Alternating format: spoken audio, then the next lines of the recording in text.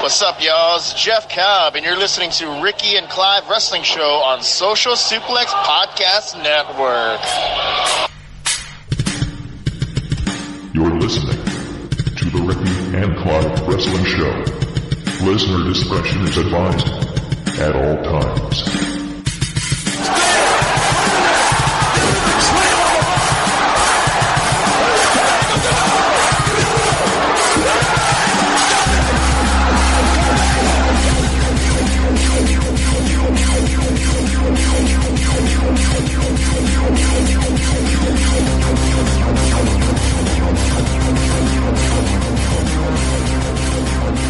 And thank you once again for downloading and listening to another episode of the Ricky and Clive Wrestling Show. This is a special show on the Social Suplex Podcast Network. It is part 2 of a two-parter between ourselves and the Outsider's Edge, in which we have an awards show. If you haven't listened to it yet, please check out the Outsider's Edge episode that dropped before us. The panel is the same as tonight, and the panel consists of Ricky. Good evening, Ricky. Good evening. The golden lovers of Outsider's Edge, Kyle and Rance. How are you both, gentlemen? Happy to be here, sir. Good. It feels good to not moderate, so I'm excellent. Yeah, all the pressure's on me now. And technically this is the debut for Ricky, for a certain person on the Ricky and Clive Wrestling Show. Karl Ervin, welcome to the show. You're muted, man. Oh. Damn. That lovely intro. Hey! So glad I finally made it. By the way, I think it's fitting that to get Kyle on the show, we had to get me and Kyle to get Karl on the show. Like, all of us had to get a panel show on an American holiday get Karl on your show. I'm busy, guys. I'm sorry. Karl's super busy working on that column. It's coming out soon. Thank you. At least someone respects around here. I think you might. I'm just happy we got my favourite on the show. So no offence to Rance and Kyle, but we know where we stand. I don't. Where we stand. Oh, I'm just joking. You do now, motherfucker. Damn, I thought your wife told me I could come stay at the house. Like, what the hell? All right, no, calm down, Samoa Joe. I'm just kidding. In defense, Rance, his wife also thought he only had one American friend because he thought that he changed his race when he showed her a picture of me. That's a good point. And I was the guy she thought you were and realized I thought he was black. Yeah. Sorry, Clive. Please. No. Take over. Let me pull up the wee Google Docs. Shout out to Google Docs for making my life a lot easier in this podcasting game. I thoroughly enjoy it. I use it more than I use like play game apps. I know that's quite dorky of me, but hey ho. The Ricky and Clive Wrestling Show is sponsored by Google Docs. Should be. It should be. We promote it every single episode. I know. Right, let's get tore into this then. The first category I have on my list is Best Male. I'm going to go with Karl, who's making his debut. So, you've not really spoken on the show before. You tell us who your Best Male is, Karl. I'm actually kind of glad you picked me to go first because I know nobody else is going to choose this person. And there's a lot of obvious answers, I think. There's a lot of really... I don't think anybody's going to have a terrible answer, except you guys will probably just think my answer's terrible because that's how y'all treat me. But this person is... He's a Cowboys fan. It's Cody Rhodes. So you don't think anybody's going to pick him? What? I really didn't think so. No, I really don't think so. I really think it'll be, Ciampa or something like that. But it doesn't matter. It's Cody Rhodes. And not only that, I'd like to go a little bit further and say that if you guys saw the PWI 500 that came out, he was number 8, I think it was. And if you want my honest opinion, he should be number 1. And the reason for that is I know that's more of a kayfabe list, but I think in terms of the impact he's made and the independent scene over the last, even before the year started, when he was already out there doing his thing, I think should not be overlooked. Cody has helped put together All In, which is, as we talked about already, the biggest indie moment of the year. He's won the Ring of Honor World Championship. He just won the NWA World Heavyweight Championship. He's beaten Kenny Omega at Supercard of Honor. He's doing everything there is to do right now. And it's, to me, he's not the greatest wrestler. Okay. Like I said before on the last show, he's a 3.5 star kind of guy. But I will, right now, I think he is one of the best storytellers in all of wrestling. I've been invested in everything I've seen him do since this year started. I mean, anytime someone's like Cody Rhodes, I want to watch that. I want to see that because I'm interested in Cody. And not only that, he does it in a way that he's not terribly disrespectful to the company that he used to work for, that a lot of us on this show especially enjoy watching. So I think he just gets it. And so for me, right now, mid-season, and probably all the way through, he's the best male. Well argued, to be fair. I wouldn't have thought about picking him, but you do put across some good points there. Kyle, your pick? Well, I'll give honorable mention to Cody, and I think that's a wonderful pick. But Karl already kind of also said my pick. My pick is that dastardly evil son of a bitch, Tommaso Ciampa. This man came out in these streets and spat on another man's wedding ring and threw that shit into the crowd. This man is so gangster. He comes out with no fucking music. This man is so gangster. He's got the most badass shirt, and he won't let them make copies of that shit. This man is so gangster. His Twitter game is constantly on 100. This is the most badass son of a bitch I've ever seen. This man should not be championed any further on this show. I'll not have it. People will be fired. I will pay that fine, sir, because this man Ciampa is the best male wrestler out here in these streets right now. Okay. Best sports entertainer, as he has said. So you got Johnny Wrestling and you got Tommy Sports Entertainment. I love it. Okay, Rance, your turn. So Cody is, I think, more of an obvious choice than a lot of us think, but he's not my choice. Ciampa was probably going to be my number 2 choice on this list, but I decided to be, for once, not the guy who looks at the extra shit and just stick to the in-ring game. Seth Rollins has changed the WWE this year. From an in-ring perspective, he has, I don't want to say single-handedly, but he has almost led a catalyst to a renewed vigor of great in-ring performances on not only just on pay-per-views, but on TV shows. Every Raw, whatever Seth Rollins is doing for the 15, 20-minute segment he's in, you are invested. Whether it's a promo, it's a tag match randomly, it's the feud, it's a match, everything. He has reminded us why he has, quite frankly, been the most successful member post-Shield, right? Mm-hmm. Effectively. He has reminded us why he's the number 1 babyface on the show, on the brand. And every time, this is indicative of why I think he should be the best male of the year. When you think of that brand and you think of, man, what feuds do I want to see? Almost all of them involve Seth. Man, Seth and Jason Jordan, if he come back, ought to be awesome. Oh. Seth and Dean Ambrose, when he comes back, when he turns, should be awesome. Man, well, you know what? Seth and Roman Reigns could probably main event WrestleMania. Well, Seth and Dolph, what happened if they happen? Well, Seth and Drew. Well, Seth, you know, like it's literally Seth and everybody. Yep. I got to give it to Seth. This is the year, WWE-wise, the year of Seth Rollins. Monday Night Rollins. Monday Night Rollins. Monday, Tuesday, Wednesday, Thursday, Friday, Saturday, Sunday, all of them. Mm-hmm. He made a fan out of me this year. Yeah, you didn't even like dude. Nope, but I can't dispute that in-ring work.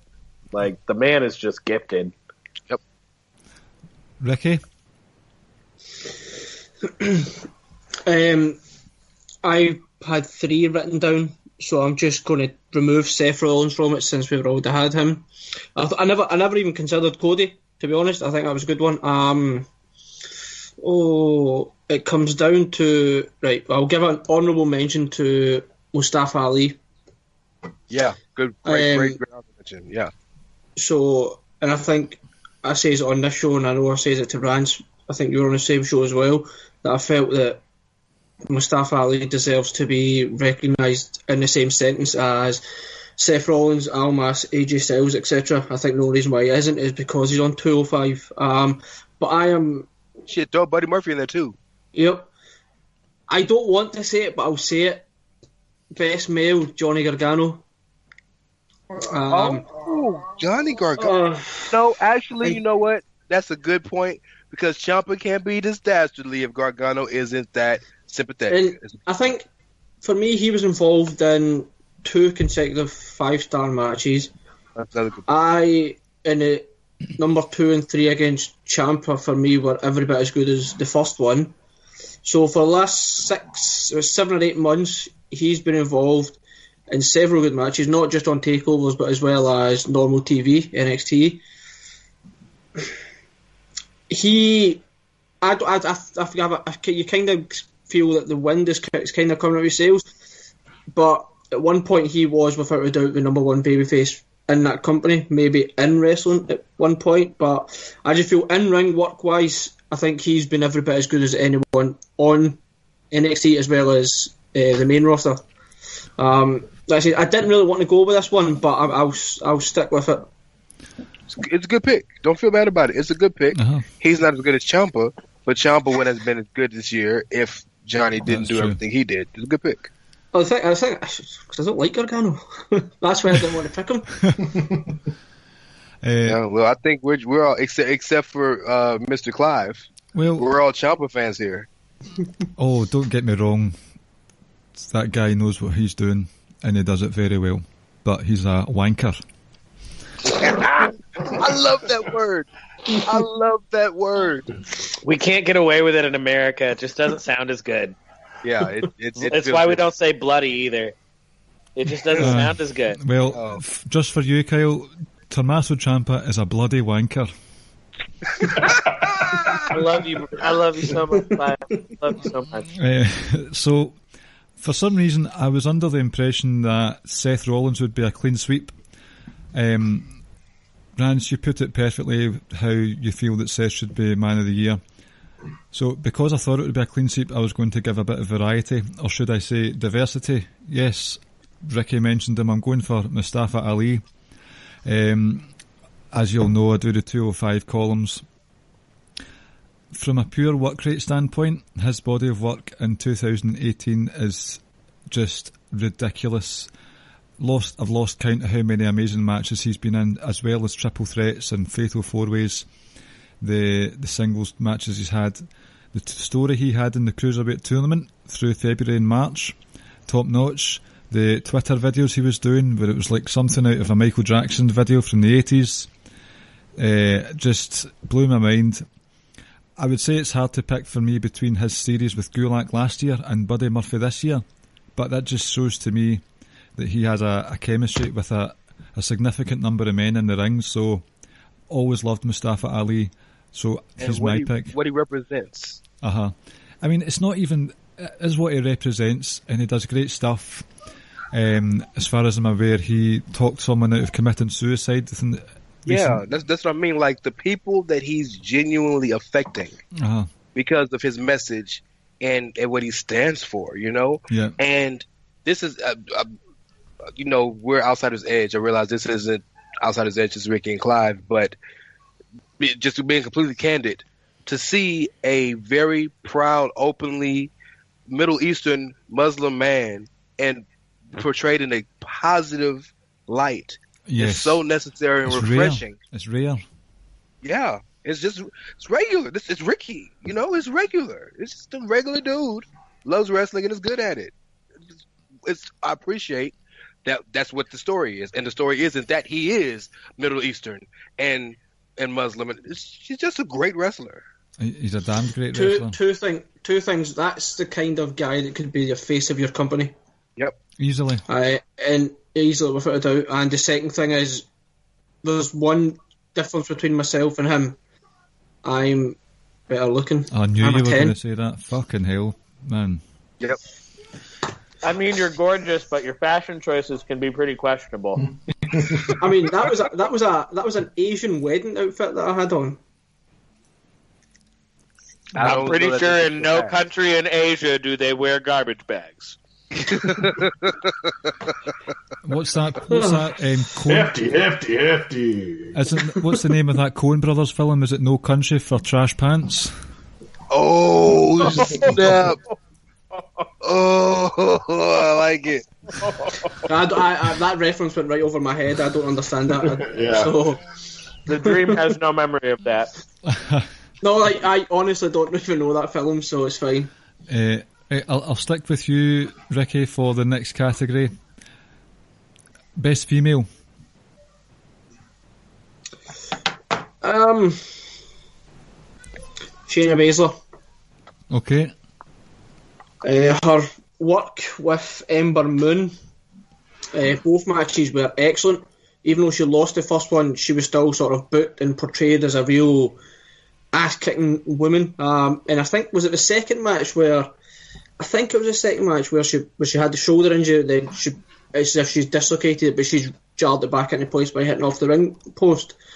At that moment, like, kayfabe-wise, you were like you just bought into how much of a killer she actually is. Her match on the recent takeover was also really good. Everything about her is like she's almost got this kind of... It's not flashy, it's just, I will pick a body part and I will just rip your arm from your body and target specific parts of the body, and I quite like that, almost kind of old school in a sense. I mean, to be honest, to me, I didn't consider anyone else. As soon as I saw the category, Shayna Baszler was the first thing that came into my mind, and I think she's had a terrific year, and like I say, when she comes up to the main roster, I think she'll do great things, and she's ready right now. It's just a case of when she comes up. Yeah, I mean, just to get my pick out the way, I went for Baszler as well. To be honest, not many women have had a chance to sign. Rewind. Not many women have had a chance to shine on the main roster as much as she has on NXT. I think she's been booked very well as a no-nonsense threat. She has looked strong in the defeats that she's had, which is also a good thing. She adapts her character to whoever's opposite her. She's had different mindsets, whether it's against Dakota Kai, Nikki Cross, Kairi Sane, Ember Moon. So she's top of the pile for me. What about yourself, Kyle? I'd actually rather go last on this one because I think I have a completely different pick than everybody. Okay. Karl? Yeah, I'll go ahead. So Shayna was my number 2. I do want to say that Shayna right now is my favorite woman in wrestling, period. I think everything Ricky said is so spot on about her. But this choice, and I don't know how, it's once again kind of like Cody. I wonder how it's going to go over, but I think it's Ronda Rousey. Yep. And I say that for the simple fact that she hasn't wrestled a whole lot, but the buzz around Ronda and what she has brought to the WWE, and the fact that she reminds me she's the woman's version of Kurt Angle in that she comes in, she gets it immediately. She's a superstar. And there's so many great women's wrestlers out there, and it feels sometimes almost disingenuous to sit here and say, it's Ronda, because of all the great shit that women have been doing this year. It's undeniable to me. I mean, every time she comes out there, the crowd, they want Ronda.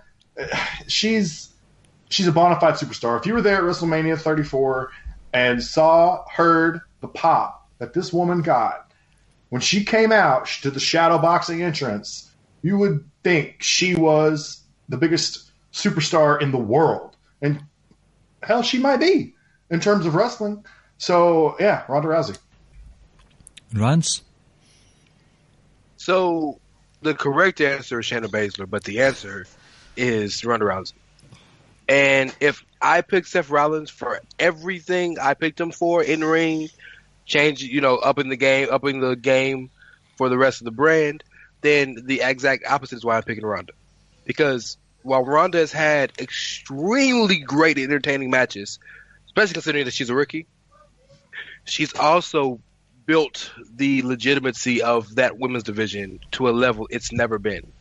When you say she's the Kurt Angle of that division, it's real. Because, yes, Kurt Angle's an Olympic gold medalist, right?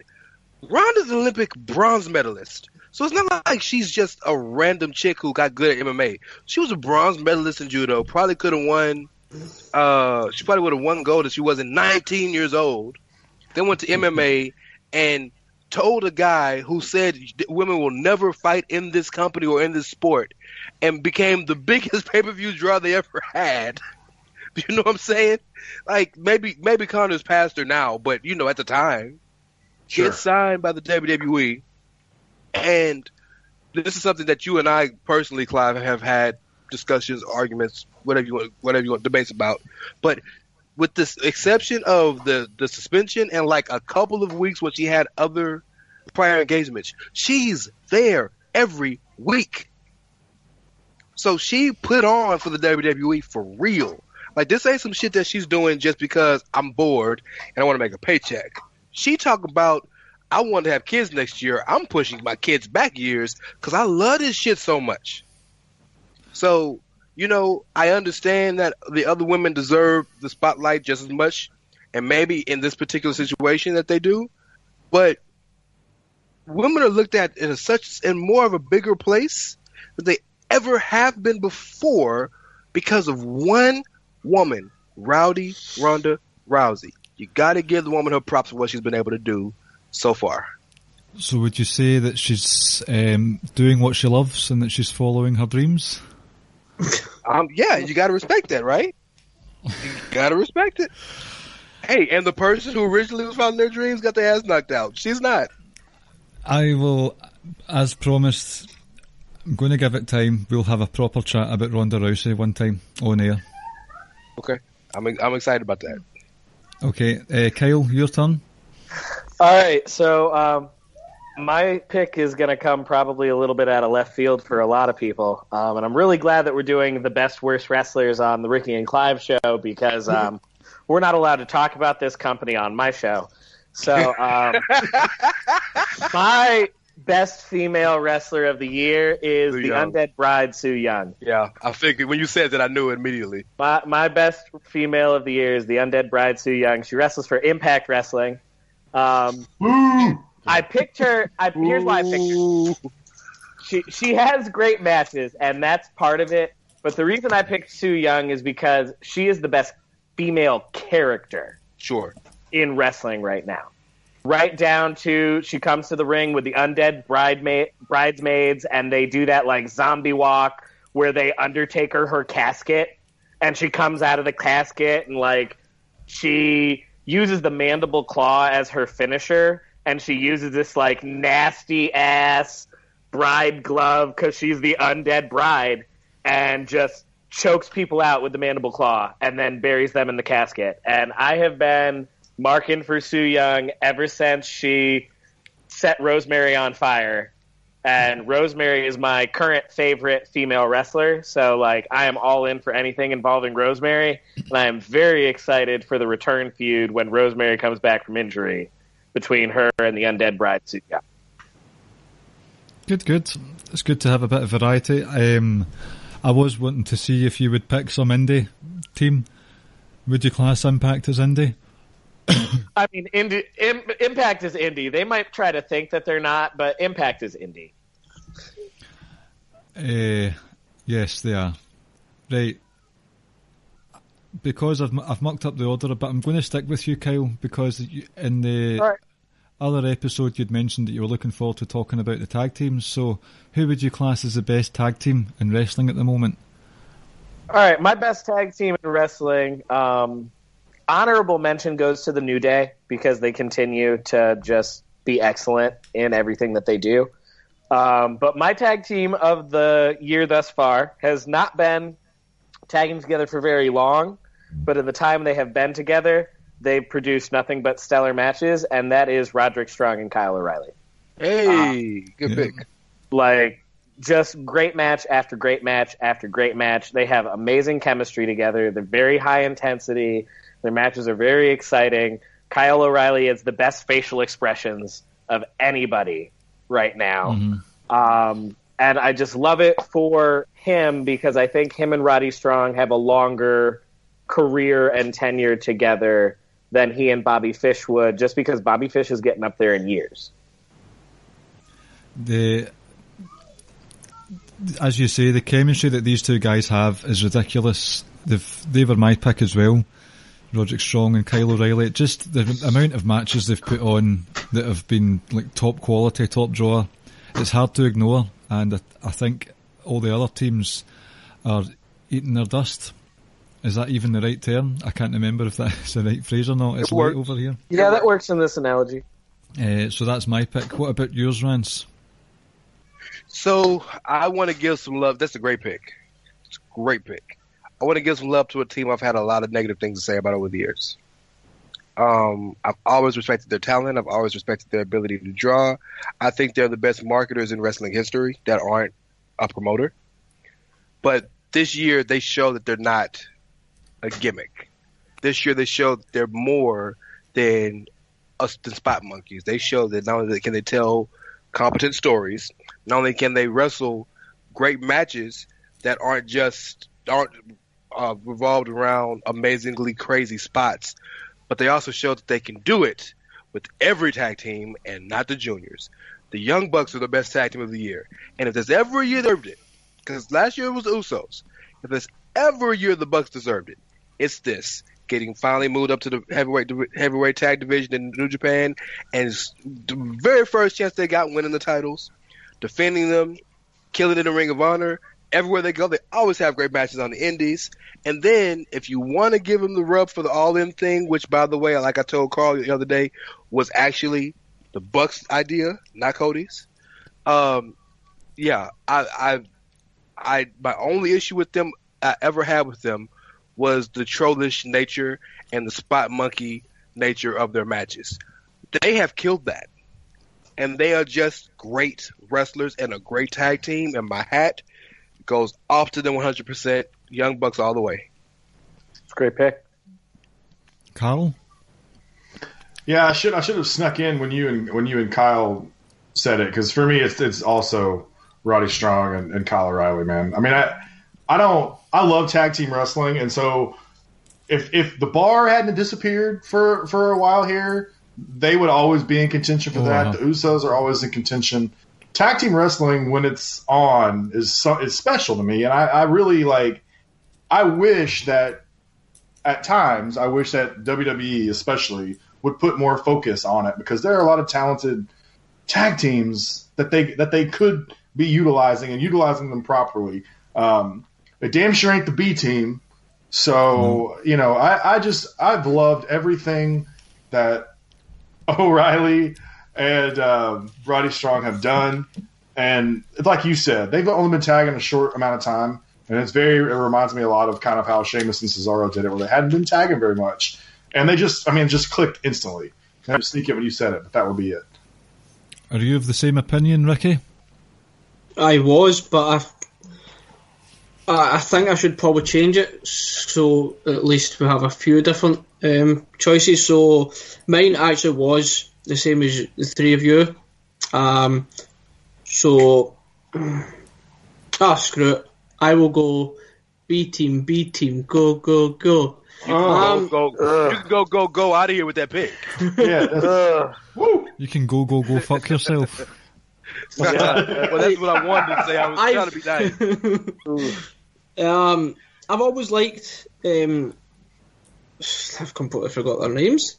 They're the best, and you can't even name them. See, there's already a hole in your lap. There was no logic. I just wanted to kind of change my mind. I wanted to be different, but it is Roddy Strong and O'Reilly. But I actually quite like the B team. I'm not saying they're great or anything. I find them kind of funny, but in like a stupid, corny kind of way. I mean, B stands for garbage. To me, they're Heath Slater and Rhino all over again. They're better than them. Well, no, what I mean is they're like that feel-good team that got their moment, and it was like cute and whatever, but once they got the belt, exactly, it should have been done. Here's the difference, and let me just help you out, Rick, real quick. Bo Dallas, that was his name. Bo Dallas and Curtis Axel. The reason that I appreciate what they've done and who they are is because they're a true testament to always keep working. Always keep working, and you'll find something that resonates. And they found something that truly resonated, and they've had the shittiest run of gimmicks or groups that they could have ever. Michael McGillicuddy, you know what I'm saying? Like, the Social Outcasts, Jesus. Curtis Axel being managed by Paul Heyman for like 3 months, and then being in a tag team with Ryback. Yes, like they've really gone through it, but they've always stayed positive. They've always taken their spots when they had them, and they worked so hard to where they built something that was entertaining enough to get a run and a push. Hats off to them too. I think we can all agree on this. That new theme song is trash. It's trash, but I guarantee you that's going to keep them over. Oh, that theme is terrible. Their old theme was good. Theme was good. But now they got to chant. I hate it too. But this is the type of stuff that works. Oh, it's so bad. All right. Fine. Yeah, sorry, Ricky, man, but I was trying to back you up, bro. My pick was that bad that I couldn't even remember their names. That is indicative, not a pick. Yeah. It's all right, Ricky. This is your show. The B and B team stands for Barn Burner because that's all they put on week in and week out. Right. Brian, I think you've had a joke for every single award so far. At some point, and they're better than his normal jokes. That's the best part. I can't help myself. Paige here. So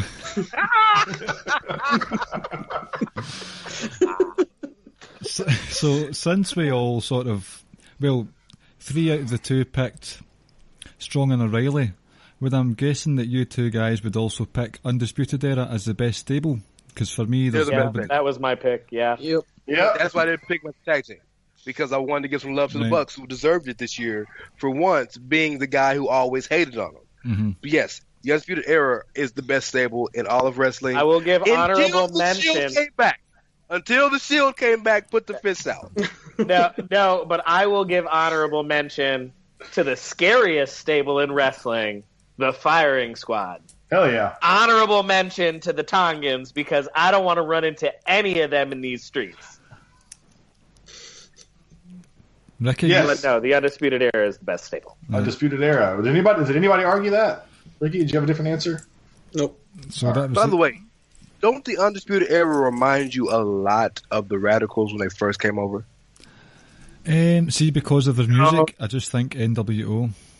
Yeah. No, for the music. But what I mean by that is they're young, they're hungry, they were never quite pushed to the level they should have been pushed in other companies. Adam Cole notwithstanding. I was going to say, Adam Cole is the only 3-time world champion in Ring of Honor history. Right, but I mean, like, Kyle O'Reilly finally won a thank you Roddy ring. Strong, Kyle O'Reilly, and Bobby Fish are all former Ring of Honor world champions. Bobby Fish never won a title, did he? Yeah. You get the point. You know what I mean. Come on, man. I mean, your point is wrong, but okay. Hey, so Brian, what's next? Yeah, that was the first unanimous pick for everyone out of both shows. Might be the only one as well. I mean, what does that tell you about how good that stable is, then? Exactly. Mauro Ranallo summed them up perfectly as having the summer of sleaze. I thought that was the perfect way to describe them. I can't hear that and not think of famous dick wrestler Joey Ryan, the Crown Prince of Sleaze. Are you going to continue to try to mention him every chance you get? I mean, if I hear sleaze, I think Joey Ryan. He markets himself as bringing, like, he's got shirts that say "Bringing Sleazy Back." I have a Joey Ryan shirt that is the Sleazy Ghost. Resurrection. Yeah. Ricky, on the train home today, you said you have an interesting pick for worst male. So, hit us with the worst male. I could go Baron Corbin, but I think that might offend Carl a little bit. It shouldn't, because it's a good answer, Captain Finlock. Right. Well, we're ready for the worst male. It is Johnny fucking Wrestling. Oh, so wait, didn't you just give him like Whoa. the best? I did. So I was trying somehow justify this, right? Good luck. Well, from a kayfabe point of view, right? So he drags Tommaso Ciampa after he's getting taken out on a stretcher in the second match, brings him back in to dole more punishment. A good guy wouldn't do that. He cost Aleister Black the title because he couldn't control his rage. A good guy wouldn't do that. He cost himself the title at the last takeover by going over the top in his attacks and Ciampa. Silly man. Gargano he turns up at Ciampa's home, he turns up at the performance centre. He is hounding Ricky, Tommaso Ciampa. He is not a good person. But Ricky, Ciampa spat on his wedding ring and threw it in the crowd. You wouldn't be uncontrollably raged? I mean, Ryan's so uncontrollably raged about it that he doesn't even want us to talk about Ciampa on the show. Redacted. Redacted. That it was everything Gargano done to him at that point. It was a justifiable act. Yeah, I'm with you. Yeah. I mean, I don't hate the pick. I just wanted to play devil's advocate. I love the idea of him being the best and the worst at the same time. It's awesome. Yeah, it's great. That is pretty great, yeah. Karl, what's your pick? Oh boy, it's time to ruffle some feathers. Finn Balor. Oh dear. Oh God. So let's just talk about Finn Balor. Okay, Rance is going, oh God, what has Finn Balor done this year? He was the demon. He pushed. One could argue he was forced to become the demon in order to beat Baron Corbin. Yeah, exactly. That's not a good thing. I mean, he's lost the Intercontinental title a lot. Lost the Intercontinental title matches. He never lost the Intercontinental title because the motherfucker had never had it. And I cede my argument. I step back and watch. No, it's Finn Balor, guys. He's done nothing. I'm not saying that he's terrible or anything, but so far this year he has not been great. Let's just put it that way, okay? Can I argue that his friendly antagonism, or that sort of friendly competition that he had in the spring with Seth Rollins, maybe pushed Seth Rollins to become the man that he is now? Yeah, but they pushed Finn Balor back to the back of the line. Yeah. I mean, Seth Rollins was better than Finn anyway, so I don't know. Yep. That's true. Who's next? I have, for worst male, Kyle. Okay, Big Cass. Homeboy comes back, has 2 real shit matches, and then gets himself fired for being a dick. I was going to say him also. It was the thing in my head as well. The best part about Big Cass is, have you seen the interview with him today? He said, if I was Vince, I would have fired me too. That lets you know he knows he's like, yeah, he knows he fucked up. So, like, let's acknowledge this fuck up for what it is. You are the worst male of the year so far. Yeah, he was my pick as well. The thing about that was that we all tried to kind of convince ourselves the Daniel Bryan match was semi-okay, but in reality it was terrible. The second one was decent. Decent. But the feud itself became less justifiable once he got fired.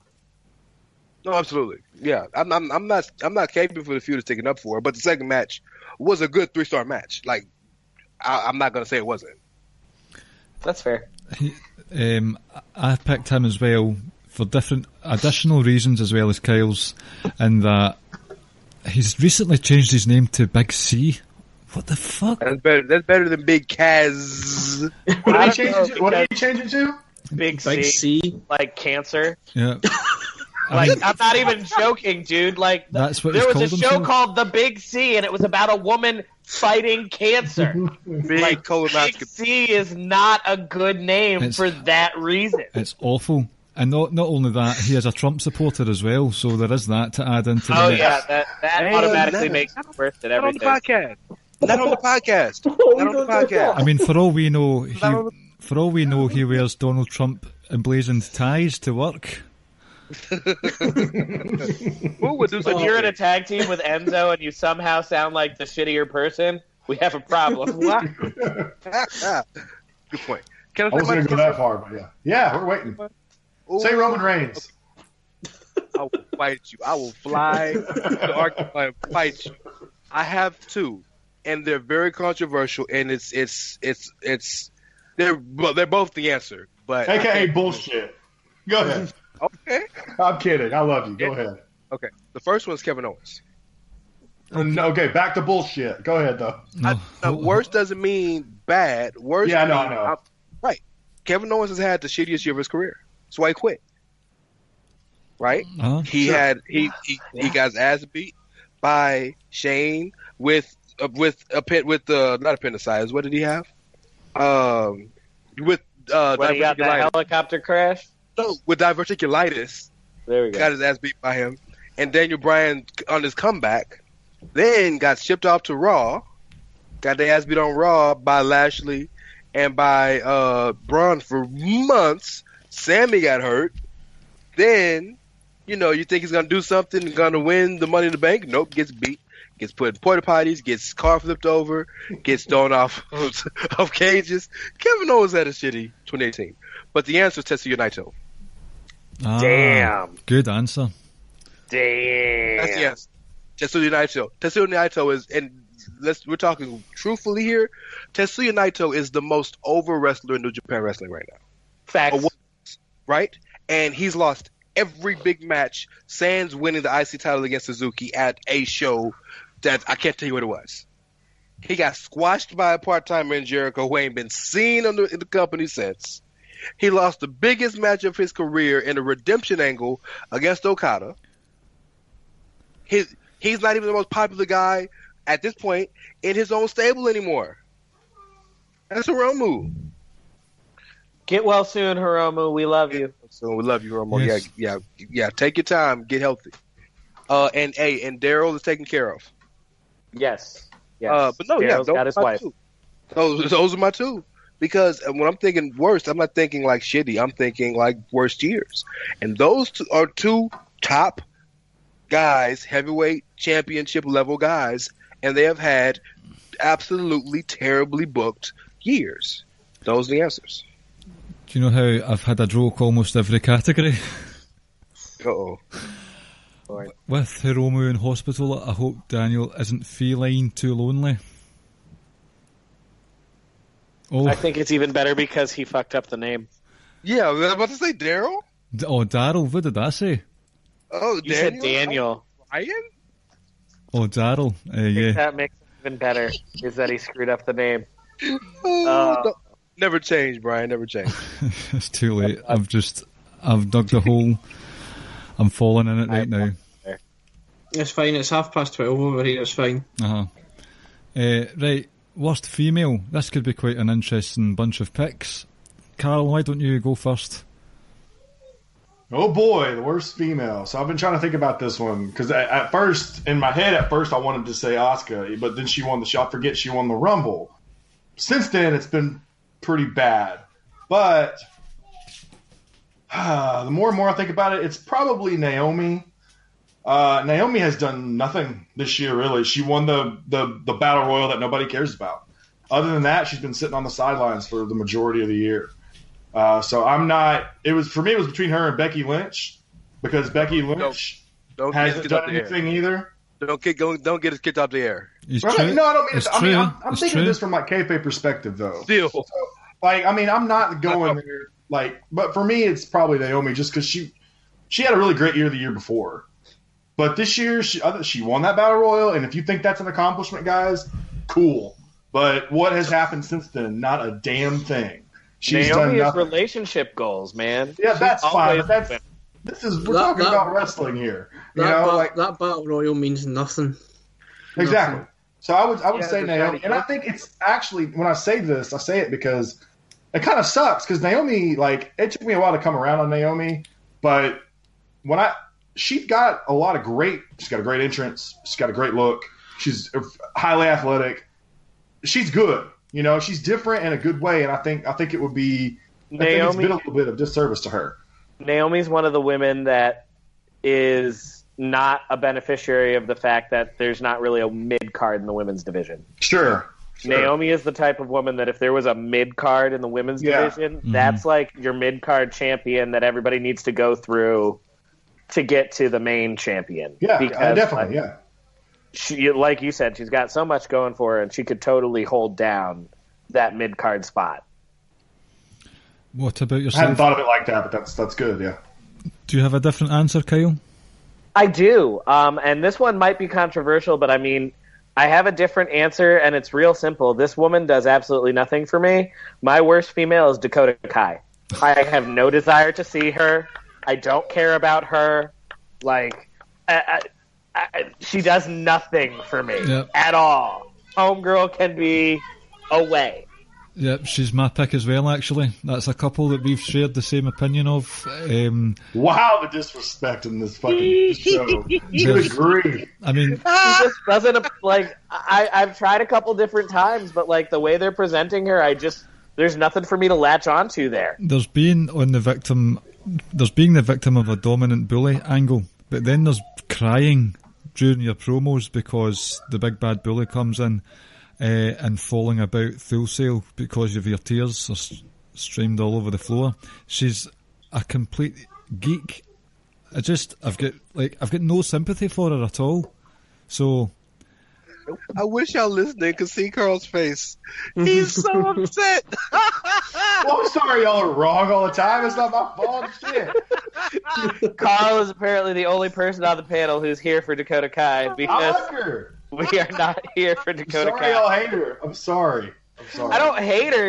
This I don't is the hate her. same It's company work. that employs Alicia Fox. And y'all picked Dakota but Kai. Carl, I don't hate her. I worse than hate her. I apathy Dakota Kai. I got you. I don't give any fucks. Right. I got you. I hear you.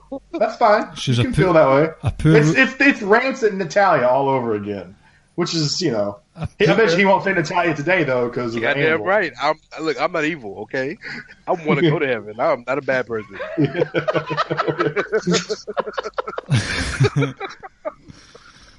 What's your pick then, Rance? Oh, it's Asuka. The answer's Asuka. Oh, okay, yeah. Asuka lost twice to Carmella. Come on, dog. And clean. James Ellsworth didn't interfere either time. He just stood there. Oh, no. It's like right. Nope. Oh, what's this? And super kick to the face. Like, I love Asuka. But Asuka, you want to talk about done nothing? Like, nothing? At least Naomi got the uterus trophy. She ain't got nothing. So she won the Royal Rumble. Great. What happened right after she won? Ronda Rousey comes out. You got nothing. Like, come on, Asuka. Like, she's done and this is no diss to her. It's very similar to Naito Kevin Owens fix. That she is a top-level star who's done This is how you know she's had a bad year. Like I told both of y'all the other day, when they had the brawl, and she was out there in the brawl with the geeks and the jobbers, splitting up the other two real stars. She had arguably the match of the night at WrestleMania. Okay, is that something that can you put that in your trophy case? Like, that's cool, good. Like, I'm not saying she ain't a great wrestler, but she lost that match. And I would say that your definition of clean needs to be revisited. Well, no, this is what I consider clean. I consider a clean victory when there was no physical interference. James Ellsworth never physically interfered in either match. See, when you see James Ellsworth's face, you physically recoil. That's a physical interference. That's a good point, but that's a very good point because it is. But what I'm saying is, like, for example, let me give you a perfect example. When Kevin Owens lost to Goldberg because Y2J came out, fuck that. That's noise. your dumb ass fault. You hear music, that don't mean you got to look at it. You know you're in a match. Like, so yeah, I know it's kayfabe, it's wrestling, I get that, but James Ellsworth didn't put his hands on her once. She was never jumped, attacked, bamboozled, ran astray, hoodwinked, none of that. She looked at the dude and got asked a 9, asked a 10. Yeah, so yeah, it's Asuka, and it's not a diss. It's a be better. Ricky, worst female is Roman Reigns. Bro, don't. Bro. What has he done in the women's division this year? Tell me one thing he's done. No, Mooch just really wants Rance to fly out to Scotland. That's his way of getting things out there. You ain't got to do it like that. All you got to do is say, ask me. You ain't got to, like make me upset. I also went with Asuka. Good pick. I feel, yeah, she won it. The only thing that was making me not do it was because she won the Royal Rumble. And it's when you look back on it, yeah, we can talk about it was Ronda Rousey's face that everyone remembered, and that was a sort of closing image. But she still won the first ever Women's Royal Rumble. I agree that Charlotte Asuka was probably match of the night, and I kind of might have played into it saying maybe I can give her a little bit of leeway, but she lost twice to Carmella. She's done nothing since. Her streak ended. They've not booked her properly. I mean, I could pick someone straightforward like Alicia Fox or someone along those lines, but we all know that's the right answer in a sense, but that's not what we're going to do. That's not what we're picking. But for me, kayfabe-wise, she's been booked horribly outside of the Rumble win.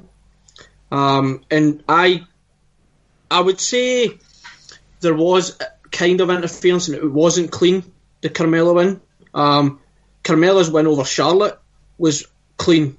Like, I know some people tried to say back then it wasn't, but when she dived off the top rope, or was it a moonsault she tried to hit, and I think her knee went, Carmella took advantage and pinned her. That's clean, but the one with Asuka and Carmella, even though there was no physical interference or distracting referee, but he did come down to Ellsworth and distract Asuka, but kayfabe-wise booking, she's been terrible. But like I say, we could go another direction, but for me, that was terrible. That she is the worst female of the year purely because of how she's booked and how much star power she has or had coming into the main roster and after winning the Royal Rumble. It's just been a downward spiral ever since. Asuka would kick Dakota Kai's arse. Anybody would kick Dakota Kai's ass. Alicia Fox would sling her around like a skinny geek that she is. Byron Saxton could kick her ass. Just the obvious answer here. I'm quitting the show after this, but let's go. I was like, fuck this. I'm not here for Dakota Hayes. Okay, Mr. Moores, who is your worst tag team of the world of wrestling? The Bludgeon Brothers, because they destroyed the SmackDown tag team division. Okay. Like, there's being dominantly booked as, like, a monster team, and then there's being booked so dominantly that you destroy the credibility of the rest of your division. And the Bludgeon Brothers, until Rowan got hurt, and they had to pull the title change, were booked in such a way that it ruined the credibility of the other teams. And for that reason, I say they're the worst tag team in wrestling right now. That's fair enough. I heard Rance not happy with that answer. Well, me and him disagree on the Bludgeon Brothers, but I understand his point. Would you like me to give mine? Mm-hmm. On you go. Outside the box, bro.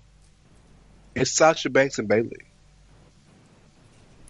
And the reason I picked them is because they've had this back and forth. I like you. I don't like you. I hate you. I hate you. I love you. I love you. We're friends. We're not. You turned on me. I'm pouty. I'm upset. I'm going to fight you. Then the next week get made to tag team. We're going to go to counseling. And then we're going to be on Instagram, be best friends. And then we're going to fight the next day and all this. And all that was supposedly leading to them being better than ever and being a tag team, and they've lost every tag match they've had since. Yeah.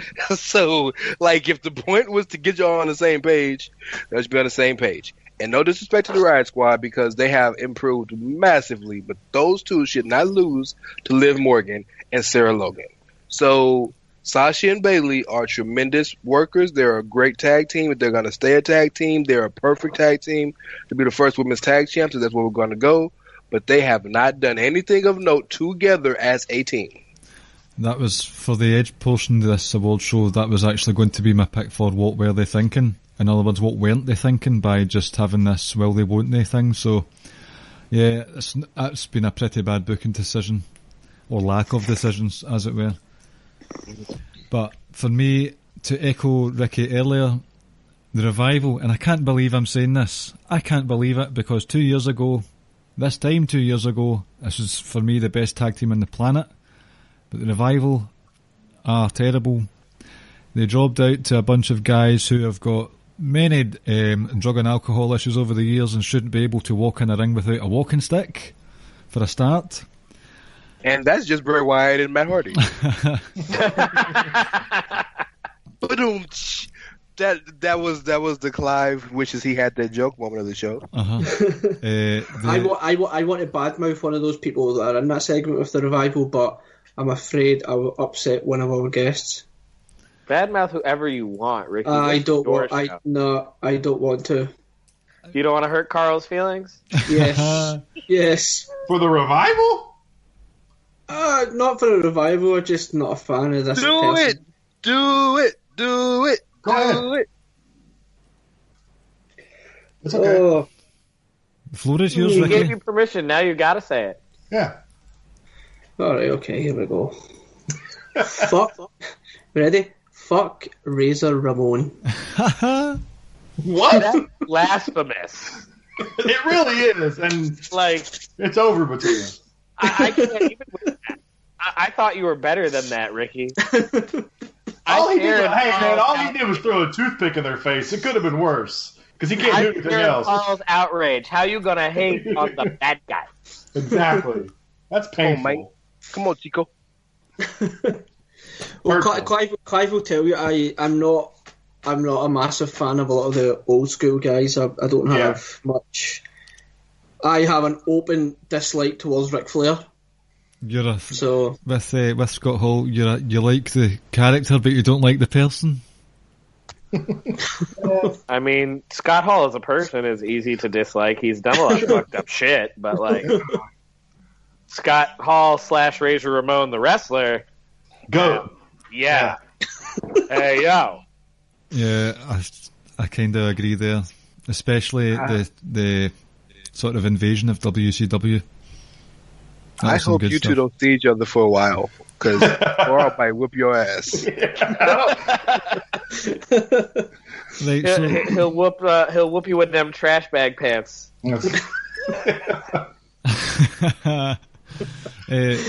Why did I send that into the group?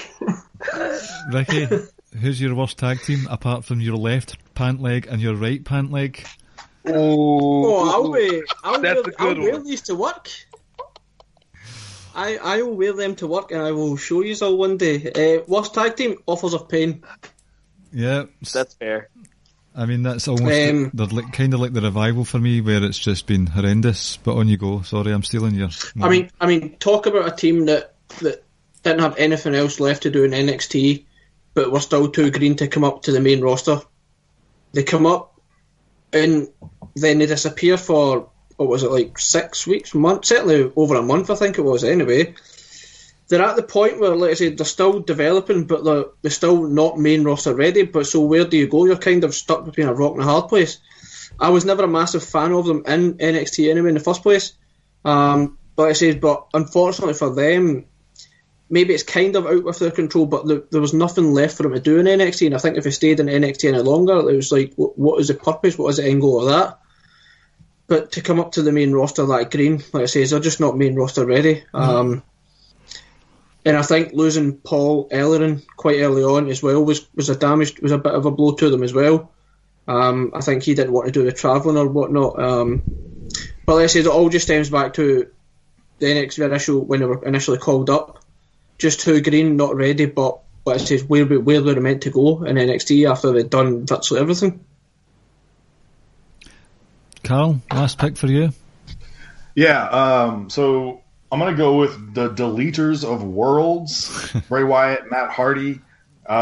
This, I thought I had some promise in the beginning, but I was dead wrong. Matt, as we know, he is transitioning right now to a producer role. That tag team is over now, so they may not win it at the end of the year if we do this at the end of the year because we got a few more months left. But they won the tag titles, whoop-de-doo. There was kind of a cool moment at WrestleMania when Bray helped Matt win the Battle Royal. But outside of that, they just – and I was going to say the B team, by the way, but they just don't do anything for me. Like, I thought it would be kind of fun, but it's really just turned into it was just a sideshow thing to me. They don't seem to have great tag team chemistry either. So that would be my choice on that. Their tandem finisher's quite clunky. Yeah, and, me talking about them has Rance asleep right now. So, I mean, that should tell you all you need to know. Yeah. It's quite disappointing because I remember texting Brian Clive at WrestleMania when Bray came out to help Matt. Like, I popped so hard for that. Oh yeah, a lot of people I was a big fan of that, and I thought this might work, but it just never did. It never did. Never materialized into what it could have been, probably. It's a shame. It is a shame. So, next up we have... right. I know that you struggled with this one, Ricky, so I'm going to put you on the spot with worst stable. I'll go last. I'll go first. I can go first. On you go then. My worst stable was the Riot Squad. Interesting. Like, I mean, what have they done of note other than feud with Sasha and Bayley all year? Nothing. Liv painted her tongue blue. Yeah. So, like... That's news, apparently. They have a video about why she does it. It's news. Like, no disrespect to the women individually, and I'm not trying to say they don't work hard or anything like that, but they're so irrelevant it's not even funny. Remember Absolution? Yeah, like... Wow, yeah. Yeah. You know what's funny? I was thinking about picking them for this, and I forgot their name until you just reminded me what it was. There you go. That's what I'm here for. I've thought of one right now on the spot. Okay. The worst stable of 2018 is Dave Meltzer and his little stable boys. Oh yes.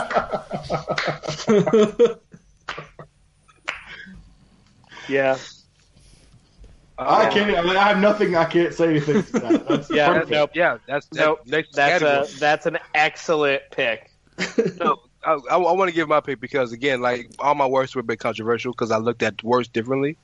The worst stable this year is the Bullet Club. Woo. Because of the in-house fighting? Because of the in-house fighting, because how bad it's affected everybody, and the fact that half of their damn stable kicked them out. Yeah. That's true, yeah. Yeah. You know, so, like... From a kayfabe sense, yeah. Yeah, and then, oh, by the way, your leader, who's your world champ right now, left in the midst of the whole entire year to be with his boyfriend. Like, instead of being the leader of the brand. You know what I mean? So, like, from a kayfabe perspective, the Bullet Club has been terrible. Well, it's so bad that they're officially now two different stables. They're announced as two different stables. They're announced as Bullet Club OGs and Bullet Club Elite. So, hey, there you go. So, it's the Bullet Club. Clive, go ahead and pick yours. I'm going to go last. My answer's a little bit different. Well, mine is actually Absolution. Okay, they kind of disbanded when Paige retired. Paige here, but the sorry, that is starting to go old quickly, that joke then, I see. When they disbanded... Oh, no, it's still funny. When they disbanded, I thought they could have run a storyline where the Absolution girls had problems with Paige's authority as a general manager, and they've done absolutely nothing about it. I thought it was a wasted opportunity to help give those girls a good spotlight. I think Sonya Deville could be a future star, but that's kind of run cold. Mandy Rose does nothing for me. Me neither. So I wonder why, Kyle. It's similar. I mean, we know why she does nothing for me, but, like, Brian's backing me up here. Yeah. It's more than just being a hot piece of ass. Exactly. It's similar to Kyle's pick for Riot Squad in that they just don't do much. I think the Riot Squad feature more heavily on Raw, so I'm letting them away with it. But as far as stables go, that's slim pickings for, like, quantity in general. So sorry, ladies, but you are the worst. You're absolutely shit. Oh, that's nice. Can I tell you what Absolution and the Riot Squad reminds me of? You remember that year we had Deep Impact and Armageddon at the same time? And they're the same movie?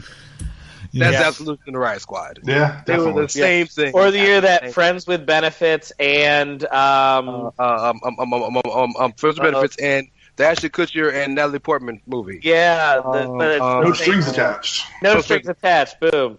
Yeah. When they're the exact same fucking movie. Yep. Friends with Benefit was good. Oh, it was amazing. neither one of them were terrible. It's that Haven't they're seen the them. exact same movie. Yeah, that goes to show what type of. Well, I'm not going to dish you on this show. I'll dish you on my show. So, Carl, have you got a pick yet? You've Yeah, got... well, here's the thing. I don't have a pick because, like you said just a minute ago, stables are slim pickings. And I think that is the worst part about stables this year, is that we don't have a lot of great stables. I mean, the Shield, they're kind of like, they're a great stable when they're a stable, right?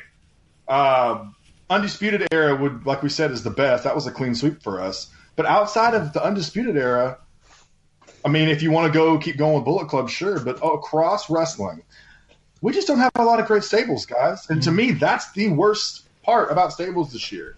And if I had to just pick one, I'd probably pick the Riot Squad. But, I mean, when I just cut it down to the nitty-gritty, it's slim pickings. And that, to me, I wanted to go last at first because I couldn't fucking think of anybody. And now when I realized that I couldn't think of anybody, I was like, I got to go last so I could make that point known. There's just not a lot of great stables. There's not a lot of...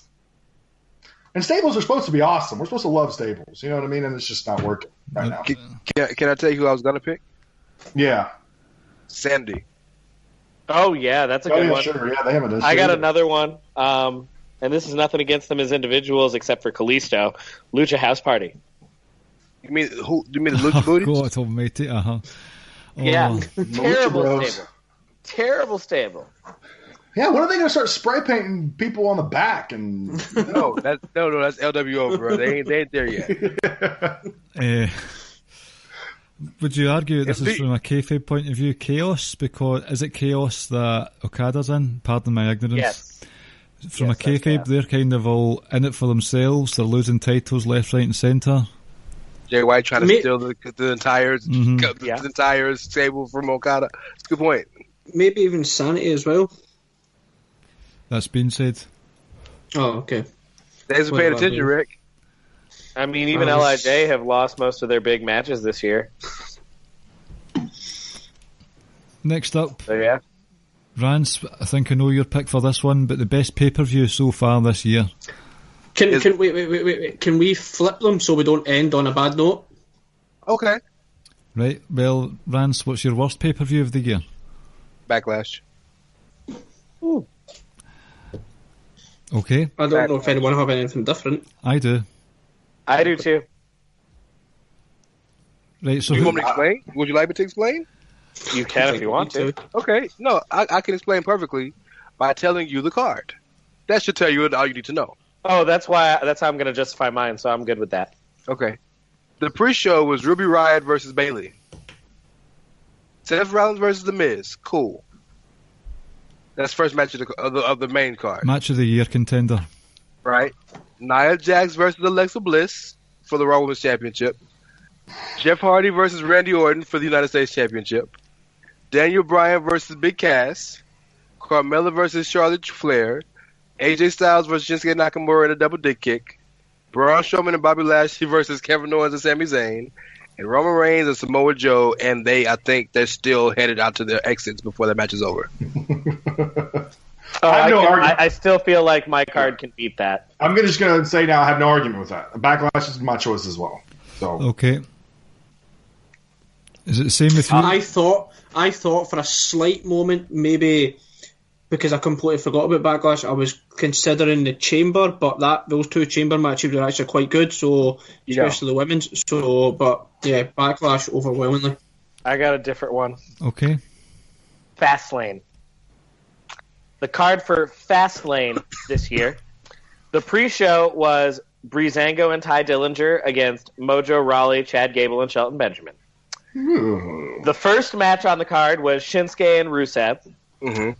Then Randy Orton versus Bobby Roode for the U.S. Championship. Natalya and Carmella versus Becky Lynch and Naomi. The Usos versus the New Day in a 9-minute match that got broken up by the Bludgeon Brothers. Where Xavier Woods got powerbombed on the stairs. Yep. Charlotte Flair against Ruby Riott for the Women's Championship. And then a 6-pack challenge between AJ, John Cena, Kevin Owens, Sami Zayn, Dolph Ziggler, and Baron Corbin. Where Shane McMahon is the reason that AJ won because he attacked both Owens and Zayn in the same match. Yes. Yeah, I remember that. Yes, that pay-per-view. That was the drizzling shits of pay-per-view in 2018. Do you know what was another drizzling shits contender? I'm sorry, Karl, but WrestleMania 33 for me is the worst pay-per-view of the year. 34, sorry. 33 was quite shite as well, while I'm at it.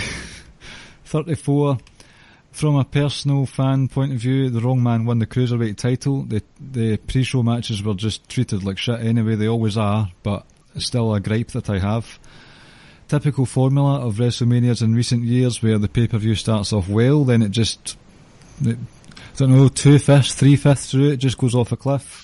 Even then, the first few matches were overshadowed by Cena not being able to get over himself. The Take a Cena segment was awful, an abomination to all that is good in the world of WWE. It just took so much joy out of it that I can't really remember much of what happened in between, and that main event was a colossal disaster for me, so that's my pick. I know, Karl, you were in attendance, and it was probably great on the night, but watching at home, it was a hard and angering watch. I understand that, Dave. I get it. You know, Brian Alvarez. You know that. No, I disagree. We talked about that. Actually, I was on the post show, I think, with you guys.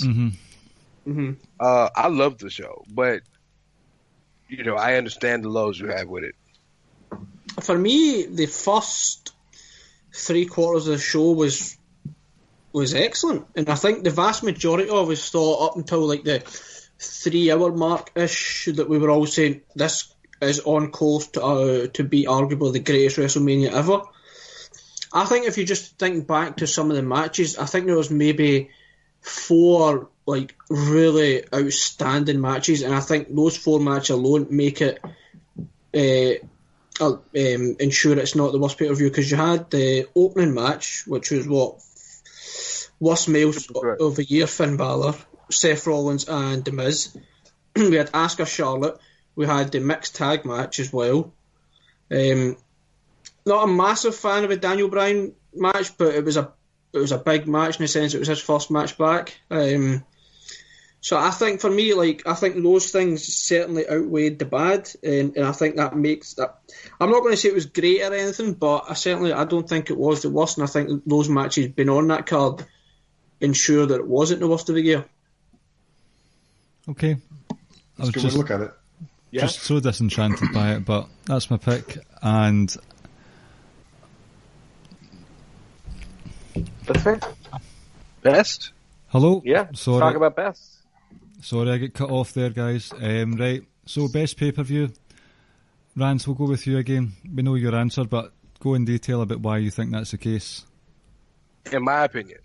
In your opinion. The greatest show in America, the greatest pay-per-view on American soil ever. NXT TakeOver New Orleans. Okay. You have the 6-man ladder match for the North American Championship between your 2 Hosses and Lars Sullivan and Killian Dane, your superstar in Adam Cole, your superstar in EC3, the biggest young star in all of wrestling, maybe Velveteen Dream, and the debut of Ricochet. You backdoor that with Shayna Baszler versus Ember Moon in a match in which she effectively breaks Ember Moon's elbow, and Ember sells it like her arm is going afflicted on her body. Then you backdoor that with the Authors of Pain versus Roderick Strong and Pete Dunne versus the Undisputed Era, because Bobby Fish just tore his ACL and Adam Cole just went through hell to win the North American Championship. Adam Cole can't wrestle, so O'Reilly's wrestling by himself. And when Roddy and Pete Dunne have the match won, Roddy turns on Pete Dunne and joins the Undisputed Era, giving them the third man that they needed. And then you backdoor that with Aleister Black, who was the phenom, sorry for the pun, of NXT for a year against Andrade Cien Almas, who, by the way, had just wrestled the first 5-star match in WWE in the past 6-7 years, if you will, and had a great championship feud and Andrade and Aleister finally wins and gets the quote unquote demon off his back, and you ended with Tommaso Ciampa and Johnny Gargano in a match in which Johnny Gargano had to win to get reinstated into NXT, and Ciampa comes out to a chorus of boos. That's it. Fuck you, Ciampa. And they proceed to have such a great, tremendous feud, brutal, wonderfully built, and it ends with callbacks to their first everything about that's perfect. Everything. Hell, the damn pre-show matches were perfect. Everything about that show is perfect. I'll backdoor in there and say that that's my pick as well. I give honorable mention to All In because I was there and being in the crowd. I've been to WrestleMania before, and All In was the most fun I've ever had at a live show. Just the energy of that experience was great. But, like, realistically, just top to bottom, best pay-per-view, TakeOver New Orleans takes it for me as well. So I'll chime in and say that was my pick as well. I think outside of the matches, and I think I say this to you, Clive and Rance, that remember the spot where EC3 done the EC3 baby and Adam Cole gives him like the fireman's carry onto the ladder and starts hitting super kicks on everyone, and then does his Adam Cole baby. I watched that on repeat about a dozen times in a row, and my wife was in the same room, who doesn't know a single thing about wrestling, came over and sat next to me and says, "Oh, he seems kind of cool," if her words were effectively, and she doesn't know anything about wrestling. So if she's able to tell that just based off a 20-second clip about someone like Adam Cole, then it just shows you how great he actually is. I think there was two 5-star matches on that. The ladder match and the main event. I gave my personal feeling. I felt that Almas and Black was also a 5-star.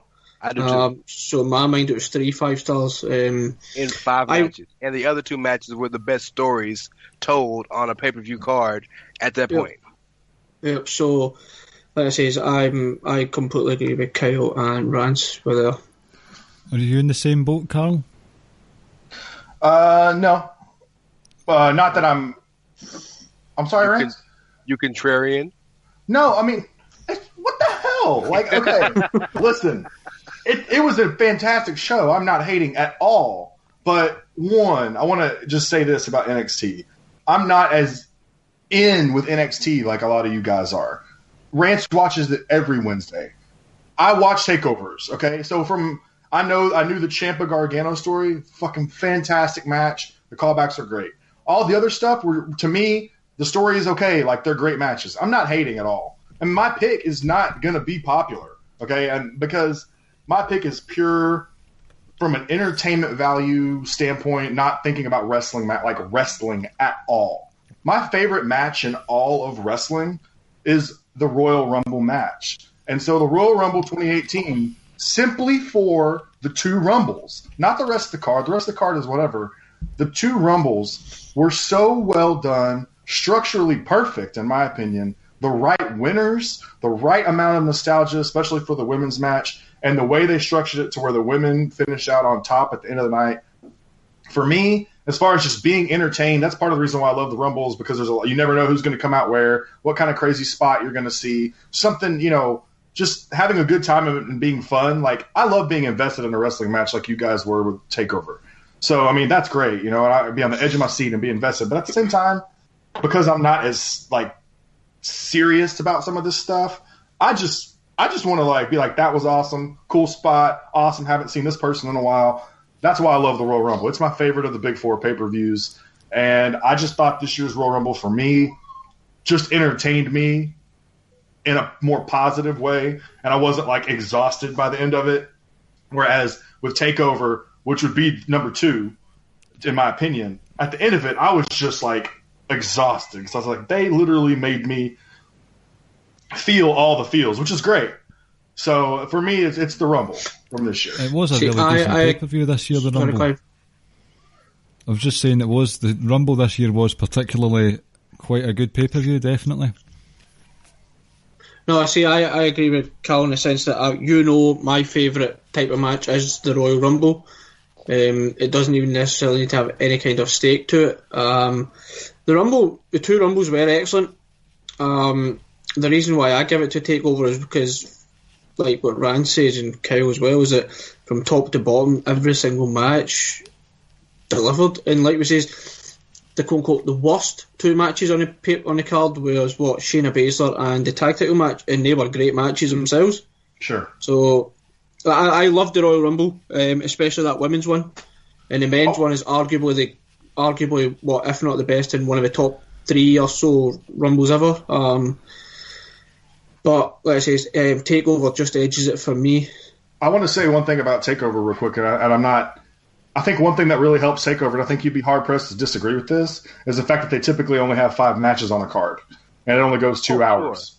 So the formula works. Like the Royal Rumble or Mania, those things go 4 or 5 hours, and it's just so hard to put on a perfect show. You know, TakeOver is essentially built for the same people that All In was built for. Right. Yeah. Yes, it's a lot easier to get that right when you're catering to that group. Yeah. To get a pay-per-view like the Rumble right is much harder. But we're not talking about just a regular TakeOver that was really good. We're talking about a TakeOver that had potentially 3 5-star matches, a 4-star match, and a 3.5-star match with a tremendous turn. Like that doesn't happen. Right. No, I'm not. Like I said, I'm not. No, you make a good point. Sure. It's just an aesthetic thing for me. Like at the end of the day, like you know what I mean? Yeah. Yeah. Hard degree of difficulty, and then knocks out the park. I get you. My pick is Backlash for best pay-per-view of the year.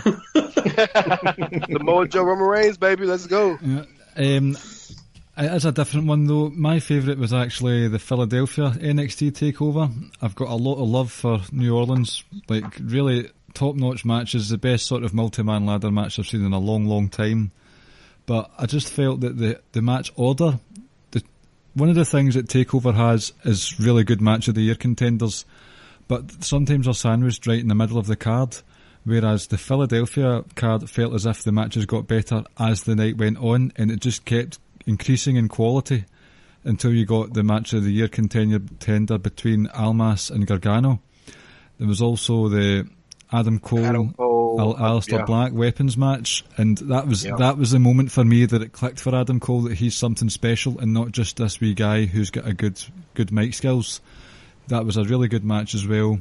It was the first time as well I was interested in an Authors of Pain match, because they had to think outside the box because Kyle O'Reilly and Bobby Fish chopped them down lumberjack style. I just felt that it got better as the night went on, and that's why for me it was the best pay-per-view, because it just kept blowing me away more and more and more and more as the night went on. And it was the return of the wedding ring spitter himself as well. Just to clarify, when Clive says small wee guy, that means small man, just in case you didn't know what we meant. Break it down for him. Let him know. Yeah, I didn't think Adam Cole was a wee wanker after that one. Well, hey, Adam Cole isn't wee anything because he's a black man. That's true. That's right, I forgot he was raised by black folk. Last name is Jenkins. That's he's a black man. So I think that concludes all the picks, am I right? I believe so. Yes. So we've done it, guys. That's been over 2 hours between the 2 podcasts of us doing this award show. Some interesting choices, some incorrect choices, definitely. But it was good to have the different opinion. But in order to close the show, it is, as is tradition on Ricky and Clive, I think it's time for us to do some quiz time, if we're all up for that. It's fucking quiz time with Ricky and Clive and friends. A fucking WWE quiz. Let's do it. So, traditionally on Ricky and Clive, we all have our buzzers. So, Clive, you want to tell them yours? Can I change it for this week? If you want. Yeah, if you want. Ooh, ah. I see what you did there. Rance? Oh, okay. Come back to me. Kyle? The Dream has no memory of that. Oh, nice one. And Carl? No idea. Who says that? Who says that? I can't think of anything good. I don't know. Just pick a random wrestler's catchphrase. That's the rules. I don't want to. Any active wrestler? It can be any wrestler, period. Okay.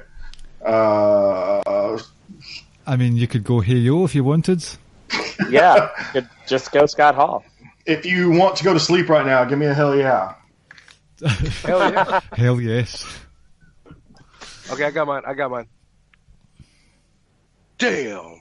Nice one. Right, here we go. Question number 1. The Undertaker beat who to win his first ever WWE World title? Damn. Damn. Yep. Hulk Hogan. Correct. Question number 2. At which event did this take place? And which year? Damn. Oh, shit. Yep. SummerSlam 92? Incorrect, sir. Wow. So Hell yeah. Oh. Yep. Royal Rumble 92. I can't remember, but Oh. That's incorrect also. Wow. Survivor Series. that would have been Ric Flair. That's Ric Flair's year. So yeah, never mind. Is it Survivor Series 91? Yeah, it's correct. Damn, I was a year ahead. Right. Shawn Michaels' last ever championship in the WWE was... Are we talking like World Championship? Or just championship? sorry, just any title. Damn. Yep. Tag team titles. Correct. DX, they beat Jericho. That's Who right. did they lose those titles to? Oh. Damn. Oh, fuck's sake. Rated RKO. That's wrong. Wrong Sure, time Drew period. has no memory of that. And you go, Kyle? Wasn't it the Spirit Squad? Oh, That's not no. what I've got. That's not what I've got. This was Only 2009. one other thing.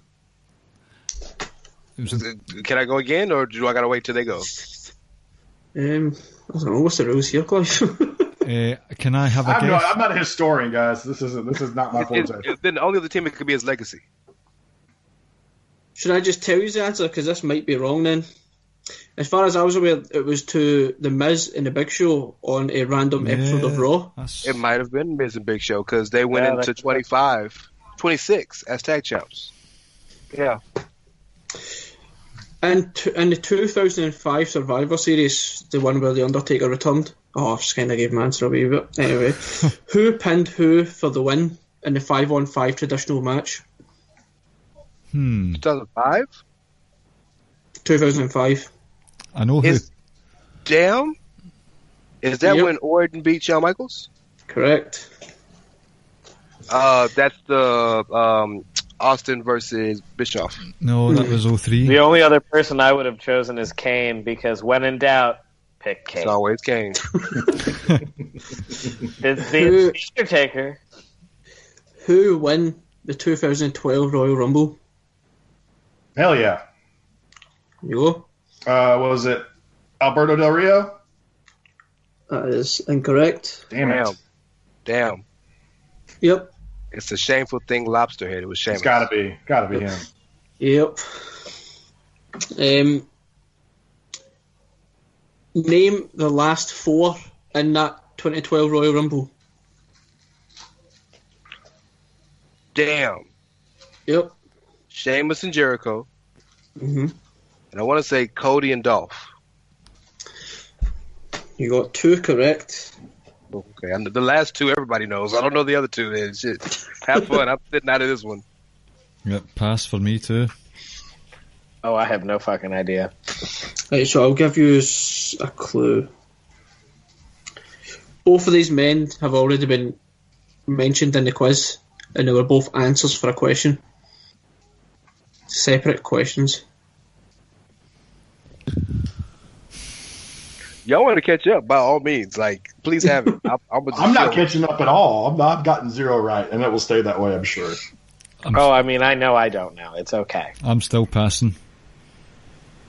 It was Sheamus, Jericho, The Big Show, and Randall Orton. Was it really? Yep. I rewatched it. I rewatched it earlier on just to make sure, right? Damn. Does Sheamus have more tag titles or world titles to his name? Hell yeah. There you go. Tag titles. That's incorrect. There you go. Gave you the answer. He's a 4-time world champ and a 3-time tag champ, I think. Is that right? Did you buzz in? Damn. He's a 4-time world champ Oh. and a 3-time tag champ? So your answer is world title. That's also incorrect. Oh, it's the same. You bastard. So someone can buzz in to get an easy Hell answer. yeah. I'll give Kyle a point. I got it this time. What's the answer? Same. Oh, well done. How Thank many? you. Oh, How genius. many? How many of each title? Hell yeah. Yep, 4. correct. Carl's I making knew a one was comeback. 4. I knew one was 4, so Right. Starting from 2010 to 2018, name the winners of each Royal Rumble. Starting from 2010. damn. Yep. Okay, so 26 was Edge. So 2010 was Edge. Mm-hmm. 27 was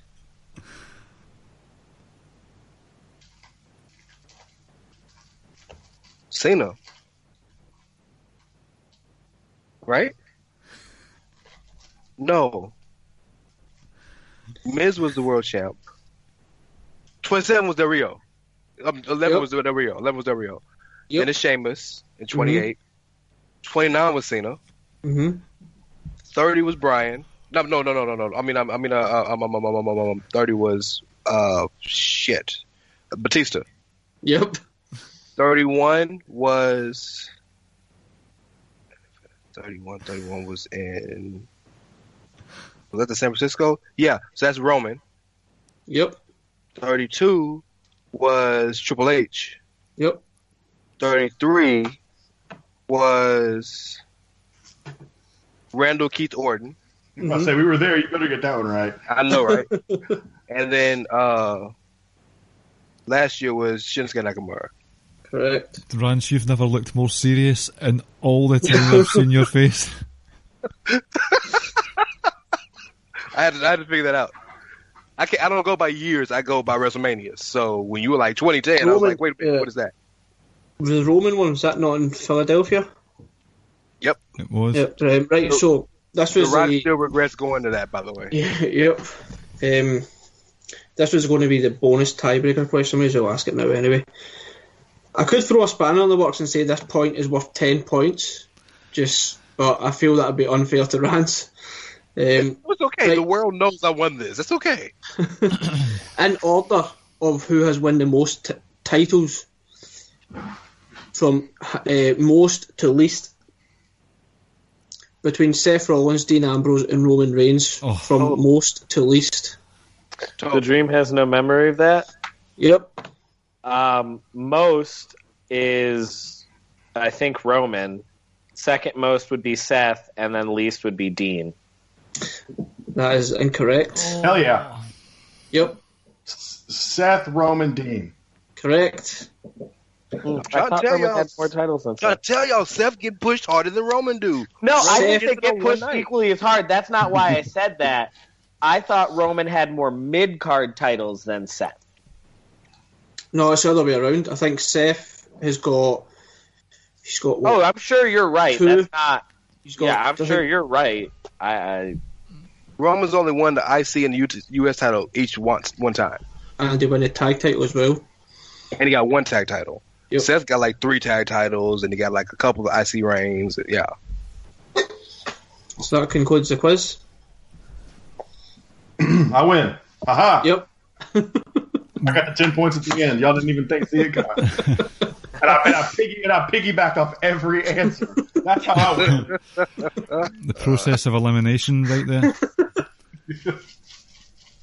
So that concludes the main part of all the award show quiz stuff that we've done over this double header. I am tired. but we've got to do the plugs before we go. Karl, do you want to tell us where people can find you? No, I'm just kidding. You can here lately, no, because I'm tired of people talking to me because y'all are all assholes. But that's all right. On Twitter, you can find me at OutsiderKervin. And then, of course, as always, you can see me writing my amazing columns on the Chair Shot. Haven't got started yet, but one's coming soon. No worries. Just it's like a novel. It takes some time. Yep. So, Kyle, you can find me on Twitter at Dr. S'mores. Rance. He said a novel. The column's going to be like 900 words. You don't know how long my column's going to be. Follow your boy, It's Red Cash. Don't forget to follow the show at Outsiders Edge SS. I write for the Chair Shot as well. And I guess I can announce it officially here. I have been selected as the co-host of Chair Shot Radio for the Chair Shot Radio Network. So we will be. Thank you. Congratulations. We'll be starting that soon. Thank you for that too. Me and Chris Platt at The Real C Platt. Shout out to my boy. We will be starting that soon. I don't know if it's gonna be this Thursday or next Thursday or some shit like that. Sometime soon. And also have a column coming soon for Chair Shot. Mine will be sooner than Carl's. I can guarantee you that. Also, this will not be the last episode you hear of The Outsider's Edge. We will have another episode later on this week, basically run by my brother, Kyle Morris, and we'll be giving you some semblance of an all-in review. And we might throw in some other stuff too, Raw's on tonight, this, that, and the other. But it's basically going to be focusing on all-in the perspective of a guy who was there. So just wanted to give that to y'all. We'll definitely be talking about Raw because I'm watching this opening segment right now, and I've got a lot to say. Oh, okay. Well, I haven't paused. So as soon as we get off, I forgot that was on right now. I'm usually tucked up in bed. Ricky, anything you want to plug? Nope. Thanks for listening. Okay, just a couple of 205 Live matters first. I was on the Perfect 10 Wrestling Show on Lords of Pain Radio last week with Implications, talking all things 205 Live. So if you want to listen to that, go and check that out. With the 100th episode of 205 Live fast approaching, there is a possibility I will also be back in the column game out with the 205 Live reviews. A potential series is in the works. Not going to confirm that yet, but we'll see what happens. With regards to the Social Suplex I'll start that again. Social Suplex Podcast Network. You've got ourselves, you've got Outsiders Edge, you've got Grown Men Watch This Shit, you've got Kiss, Keepin It Strong Style, and One Nation Radio. Please make sure to rate and review all those shows 5 out of 5 on the podcast app of your choice. Check out socialsuplex.com where you can get these podcasts and all the columns that we do. Subscribe straight to your inbox through the subscribe button, and there's also the Wrestling Squared Circle Facebook group. You can catch us all there talking all things wrestling. And we are at Ricky and Clive on Facebook and Twitter. I think that's us. We'll finish with a joke, guys, and then we can just call it quits. Yeah, because then I gotta go. I gotta bail my brothers out of jail. Okay. Man, your brothers made literally the entire roster look like geeks. That's a Raw joke. When you watch Raw, Brian, you'll know. Okay. That was the best thing because Brian didn't know about that at all. Yeah, so he obviously thought you're your real brother. Oh no! No, let them stay. Right. Because I saw you flashing the phone at the video, and I thought, "What's going on here?" I'm just not having a clue what you're all going on about right now. The alert came in that. I'll explain everything after you finish the pod. Okay. Right, so I'm sorry that I have to do this. This might actually be my last joke ever because it's that bad, but there's going to start a new tag team with Chad Gable. He's going to be working with good old Glenn Jacobs, the mayor of Knoxville County, and their gimmick is going to be a sort of biblical, they're going to be biblical characters, that's their gimmick, and their name will be Cain and Gable. Gable, Jesus Christ. Terrible. Oh my God. End the podcast. End it. Like, that's so awful. So, ladies and gentlemen, when Ricky and Clive return next week, I will be on my own. Clive will be on. The Ricky and Carl podcast and Rance and Clive. We're switching officially. I've just been fired. We're gonna switch. So it's gonna be the Golden Lovers and Clive. It's gonna be Carl and Ricky. We'll see you next week. Thanks for listening. Oh my God. Thank you for listening to the Ricky and Clive Wrestling Podcast. We'll see you next time.